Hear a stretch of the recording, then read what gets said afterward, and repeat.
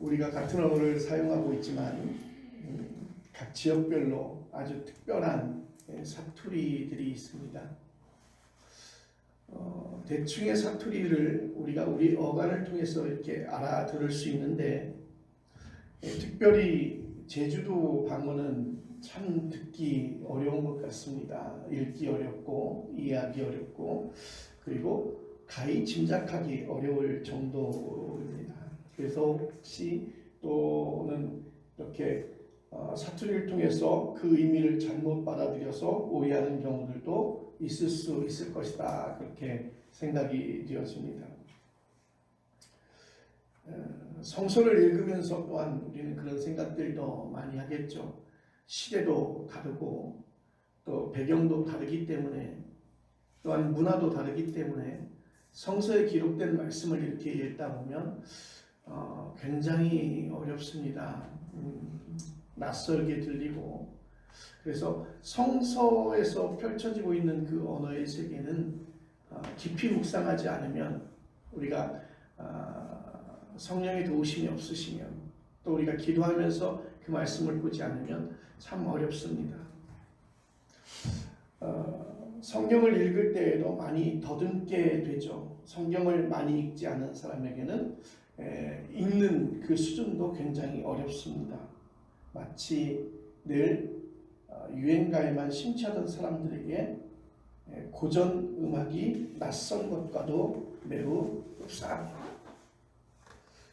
또는 우리들의 모든 관심사가 돈 버는 일에 심취하여 인생을 걸던 사람들에게 무엇인가를 간결하고 또 심플하게 수도원 생활하는 것은 매우 낯선 것과도 비슷합니다. 그것은 매우 당연한 일입니다. 사람들은 자기에게 익숙한 것에만 관심을 보이기 때문입니다. 익숙한 것에 또 익숙한 것에 귀를 열게 되어져 있죠. 낯선 것에는 좀 어려움을 경험합니다. 관심을 보이지 않기도 할 수 있고 물론 낯선 것에 오히려 더 큰 호기심을 보이기도 하지만 대체적으로 많은 사람들은 익숙한 것에 반응하는 것이죠. 그래서 많은 기독교인들이 성서를 하나님의 말씀이라고 그렇게 입술로 고백하고 믿기는 하지만 성서의 세계로 깊이 들어가는 것에 대해서 굉장히 큰 어려움을 경험하고 있습니다. 오늘 여기에 모인 여러분들이 스스로에게 그런 질문을 한번 던져보십시오. 성서의 세계를 실제로 내가 관심을 가지고 알고 싶어 하는지 한번 생각해 보시기를 바랍니다. 예수님의 비유 가운데 누가복음 14장 15절로 24절에 이르게 이런 이야기가 있습니다. 어떤 사람이 잔치를 베풀고 사람을 초청합니다. 그런데 그 초청받은 사람들이 나름대로 다 각자의 각각 이유 있는 변명을 늘어놓으면서 그 초청을 거절했습니다. 어떤 사람은 밭을 샀어요. 그래서 그 밭에 나가봐야 되겠다고 그렇게 이야기합니다. 그리고 어떤 사람은 소를 5켤이나 사서 시험해 봐야 되겠죠. 내가 소를 잘 샀는지. 또 어떤 사람은 결혼했기 때문에 갈 수 없다고 했습니다. 여러분, 성경에서 기록되어져 있고 이 비유로 설명되어져 있는 사람들이 그 잔치에 참여하지 못하는 일상의 소중한 일상의 그 모든 거절할 이유가 그들에게 다 있었다는 것입니다. 가기 싫어서, 이 말씀을 보면 가기 싫어서 아니면 핑계를 대기 위해서 그랬던 것으로 보이지 않습니다. 우리가 늘 익히 아는 대로 우리가 우리 일상 가운데 너무 소중한 것들을 포기할 수 없어서 그 초청을 아주 미안하지만 정중하게 거절할 수밖에 없었던 것으로 보여집니다. 여러분, 그 누구도 이런 일상을 벗어날 수 없습니다. 그리고 그런 것들은 모두 그에 맞는 절절한 사연을 담고 있는 것이지요. 그래서 말하지 않습니까? 소를 5켤이나 사서 시험해보기 위해서 나가봐야 되겠다. 결혼했기 때문에 나는 그곳에 참석할 수 없다. 충분히 절절한 사연을 담고 있습니다. 그러나 그런 일상들이 결국 생명나라에 대한 관심을 방해하는 요인이 되었다는 거예요. 우리 일상을 보십시오. 가정이나 직장 그리고 여러 종류의 사회생활에서 서로 이해타산이 이리 얽히고 저리 얽혀져 있습니다. 자존심 상하는 말 한마디를 들으면 며칠 동안 잠을 이루지 못하기도 합니다. 마음의 분노가 그치지 않고 나를 괴롭힐 때가 있습니다. 여러분, 실제로 우리가 우리의 삶을 영위하고 있는데 실제로 우리가 부지런히 움직이고 우리가 먹고 살기에도 벅차지 않습니까? 얼마나 바쁘게 사는지 모릅니다. 요즘의 일상의 모든 사람들이 각자의 일상에서 그 시간을 쪼개가면서 살고 있는 모습들을 봅니다. 허투루 시간을 보내지 않고 허투루 몸을 쓰지 아니하고 최선을 다해서 살아가는 그 모습들을 우리는 바라볼 수 있습니다. 이런 상황에서 우리가 성서의 말씀, 성서의 세계, 그리스도의 그 놀라운 세계들을 펼쳐 보일 수 있는데 거기에 관심을 보일 수 없다는 것이지요. 그렇다면 여러분 생각해 보십시오.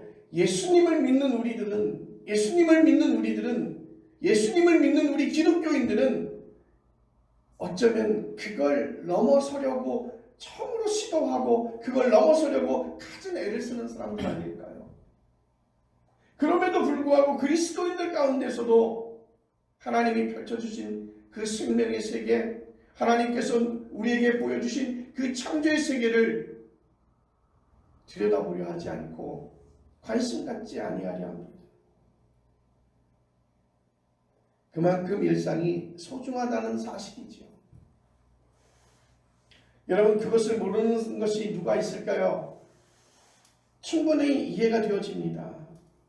그런데 예수 믿는 우리들은, 예수 그리스도를 통해서 구원받은 우리들은 그것 너머의 세계로 가려고 노력하는 그러한 믿음의 고백들, 믿음의 헌신들, 그런 관심들, 그런 생각들이 우리 안에서 끊임없이 일어나야 될 줄로 믿습니다.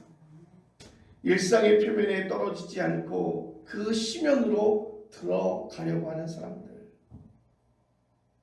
우리에게 그 익숙한 일상에게만 관심을 보이거나 반응하는 것이 아니라 우리의 일상에서 익숙하지 않지만 매우 낯설지만, 아니 오히려 성서의 그 낯선 세계에 더 많은 관심과 영적인 시간들을 보이는 사람들입니다. 그래서 우리는 그런 사람들을 영성이 있는 사람이라고 그러죠. 영성이 있는 사람. 이를 위해서 우선 성서의 세계가 무엇인지 우리는 조금 살펴볼 필요가 있습니다. 오늘 설교의 본문도 그런 관점으로 여러분 살펴보시길 바랍니다. 오늘 본문에서 반복해서 나오는 단어가 있다면 아마 화목이 그것일 것입니다. 18절에 두 번이 나옵니다. 하나님께서 그리스도로 말미암아 우리를 자기와 화목하게 하시고 또 화목하게 하는 그 직분을 주셨다고 그렇게 말하고 있습니다. 19절도 이어서 말합니다. 또 20절에는 하나님과 화목하라고 하는 강력한 권고문이 나오고 있습니다. 우리를 당신과 화목하게 하시고 그리고 또 화목하게 하는 직분을 주셨다.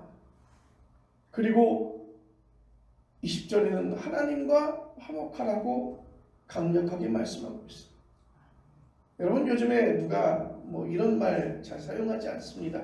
화목하라, 화목한 가정 이렇게 얘기는 예전부터 많이 하지만 요즘에 잘 사용하지 않는 단어가 화목이라고 하는 단어예요.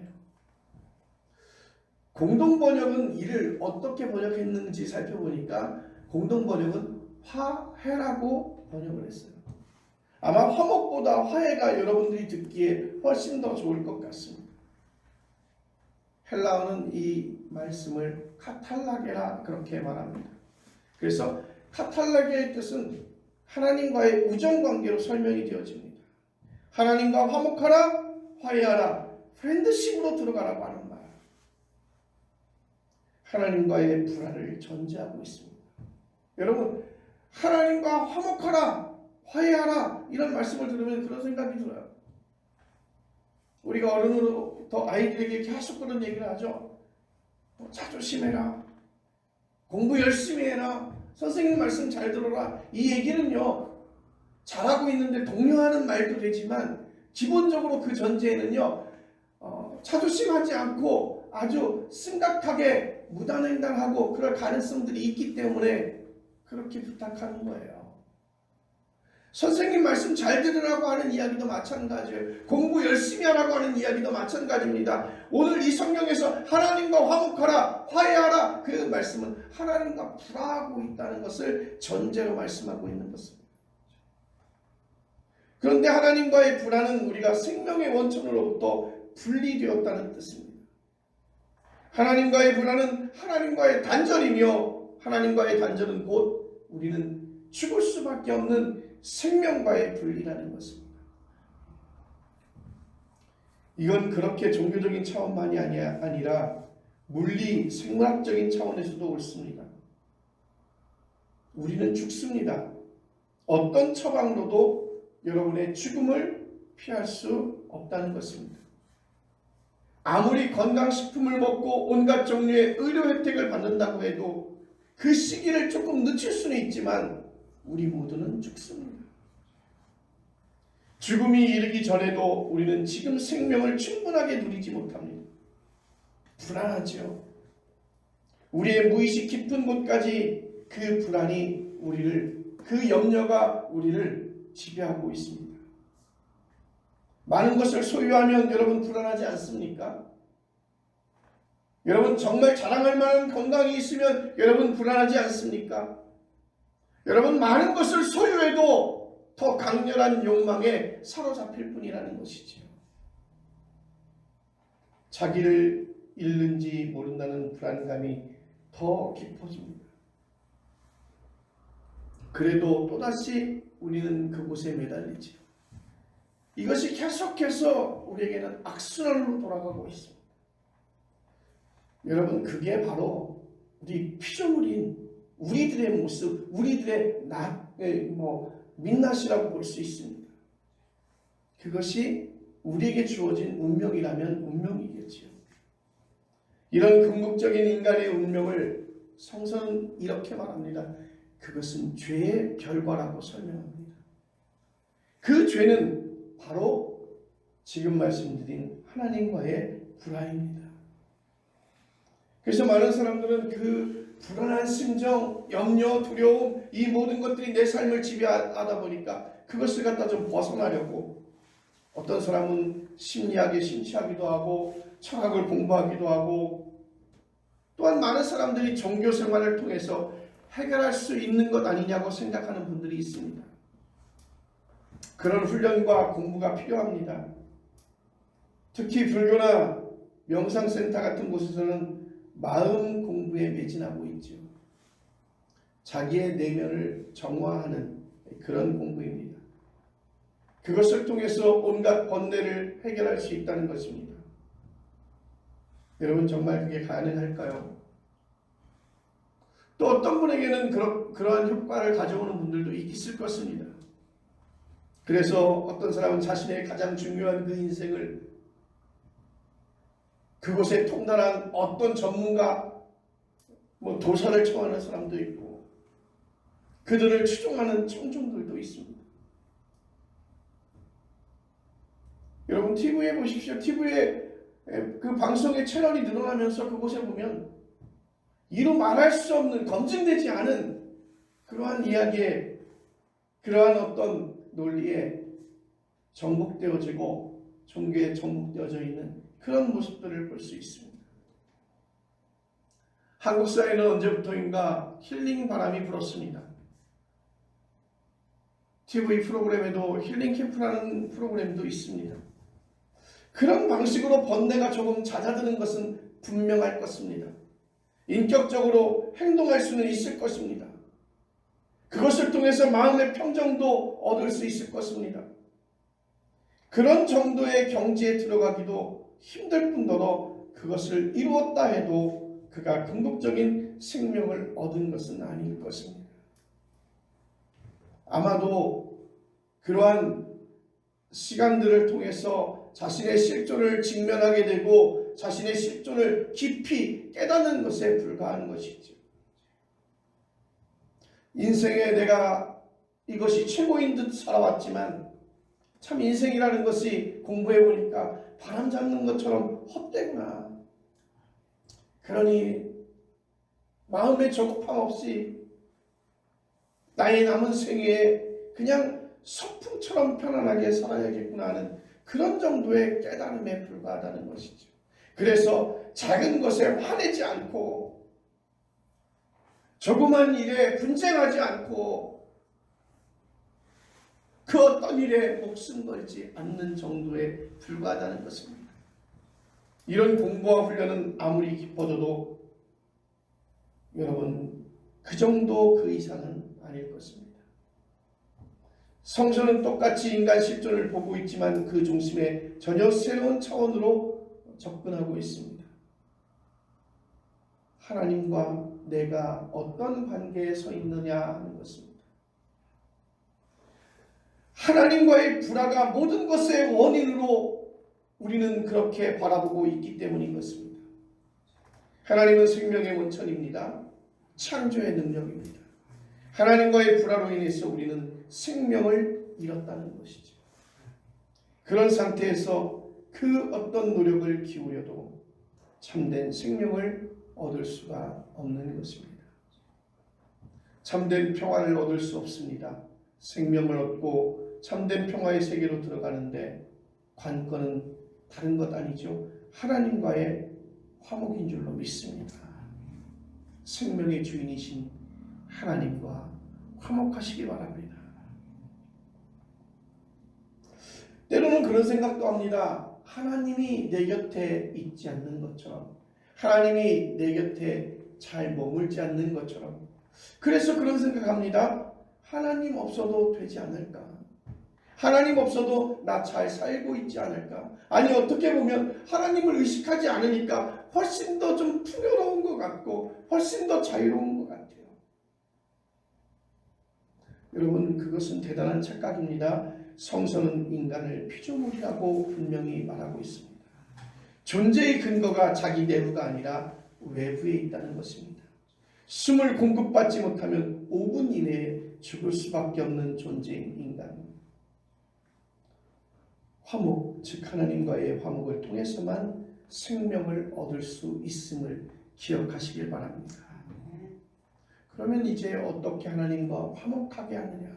어떻게 하나님과 화목할 수 있느냐? 구약 성서가 제시하는 길은 율법 성취였습니다. 구약 성서는 아주 구체적인 방식으로 율법을 발전시켰는데 그것이 나름으로 근거가 되었습니다. 무언가 보이는 방식으로 확신을 주기 때문인 것입니다.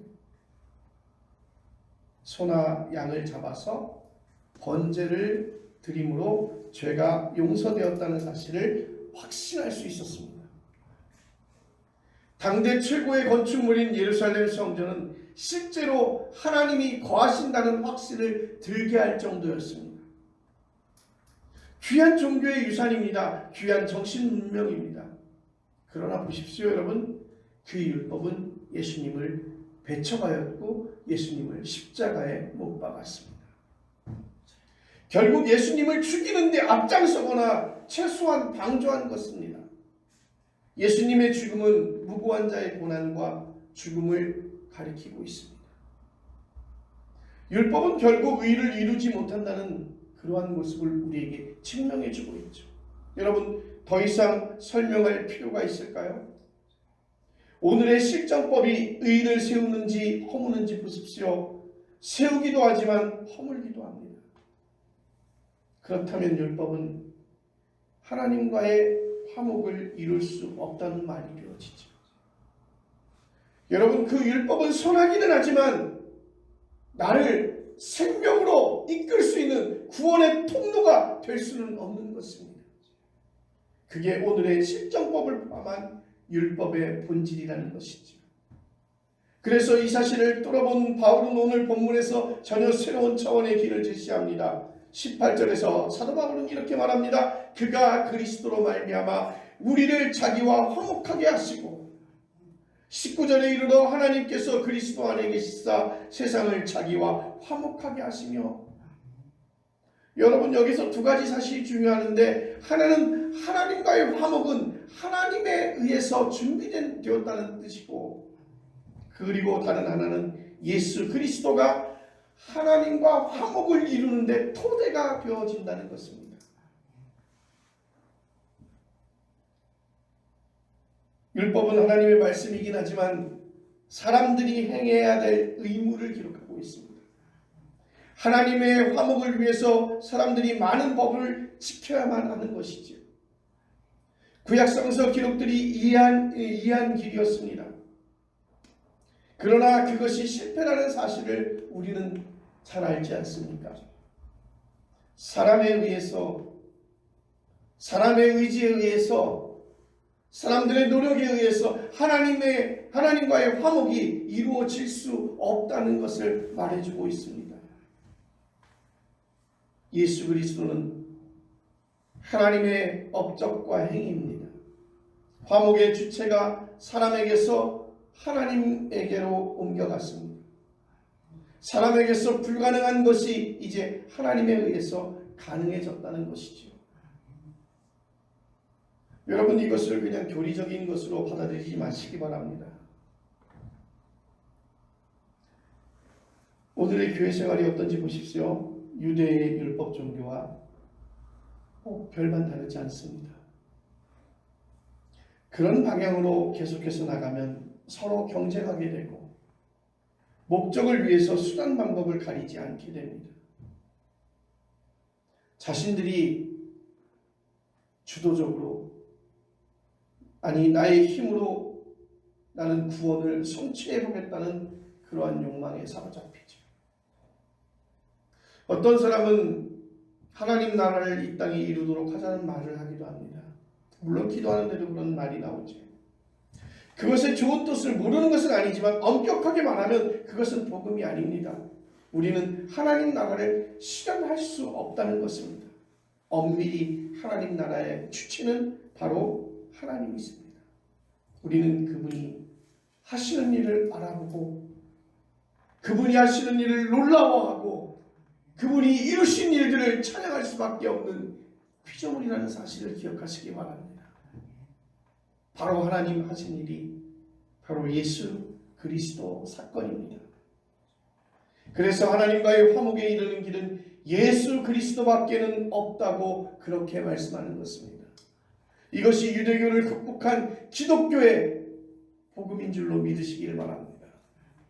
바울은 이에 대해서 여러 편지에서 썼습니다. 다른 건 접어두고 오늘 본문의 설명을 조금 살펴보면 17절 이렇게 말합니다. 그런즉 누구든지 그리스도 안에 있으면 새로운 피조물이라. 이전 것은 지나갔으니 보라 새 것이 되었도다. 여러분, 바울의 글 중에서 이 구절보다 더 잘 알려진 것도 드물 것입니다. 예수 그리스도가 하나님과의 화목에서 결정적이라고 하는 사건이라는 말은 여기 새로운 피조물이라고 하는 단어와 직접 연결이 되어집니다. 여러분, 새로운 피조물은요, 모양만 비슷한 게 아닙니다. 근본이 새롭게 창조되었다는 것입니다. 겉모습만 바뀐 것이 아니라 원래 그가 가지고 있는 그 전체, 그 모든 본질 자체가 새롭게 변화했다는 것입니다. 고철덩어리를 녹여서 멋진 예술품을 만든 것과도 비슷하죠. 이 예술품을 보고 이전의 고철을 여러분 상상할 수 있겠습니까? 이전 것은 물러갔고 새 것이 되었습니다. 여러분, 기독교인은 전적으로 새로운 사람들입니다. 이것은 질적으로 변화된 것입니다. 혹시 예수 믿어도 별로 달라진 게 없는데 어떻게 질적으로 변화되었다고 그렇게 하느냐 질문하고 궁금해하는 분들이 있을 것입니다. 여러분, 예수 믿고 많은 게 달라졌다고 생각하시나요? 여러분, 그 둘 다 정확한 것은 아닙니다. 새롭다는 말을 자꾸 사람들이 경험 범주에서 생각을 해요. 거친 행동이 좀 더 순화되었거나 말씨가 세련되게 변해서 사람들에게 존경을 받게 되었다는 그런 아닙니다. 그런 것은 여러분 예수 믿지 않아도 충분히 가능한 일이에요. 여러분, 여기에서 새롭다는 것은요, 예수 그리스도에 의해서 일어난 존재론적인 변화를 가리키고 있습니다. 그것은 태초에 하나님께서 세상을 창조한 것과 같은 차원에서 새로운 것입니다. 완전히 새로운 것이죠. 무에서 유를 찾을 수 없듯이 그와 비슷한 것을 우리는 이 세상에서 찾을 수 없습니다. 무슨 말일까요? 바울은 지금 예수 그리스도의 사건이 창조와 동일하다는 생각을 가지고 인식하고 경험한 것입니다. 예수 그리스도의 사건에서 일어난 창조는 부활을 가리킵니다.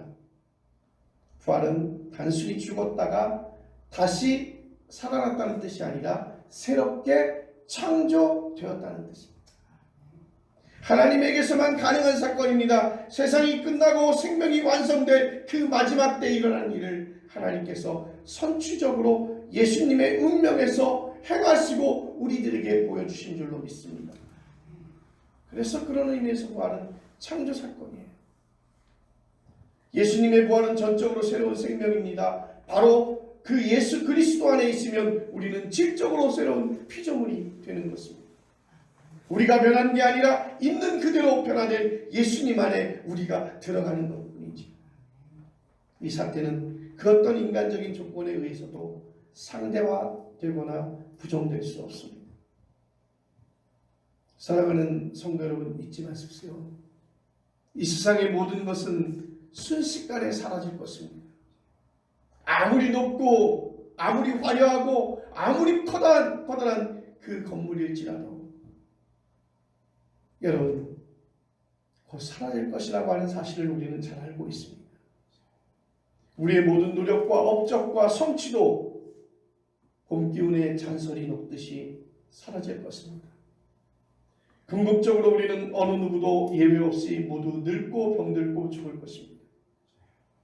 여기서 우리가 생명을 얻는 유일한 길은 하나님과 화목하는 일입니다. 그 일을 하나님께서 스스로 예수님을 통해서 이루셨습니다. 여러분, 그 사실을 믿기만 하면 되는 것입니다. 여러분, 하나님과 화목하십시오. 기도하겠습니다.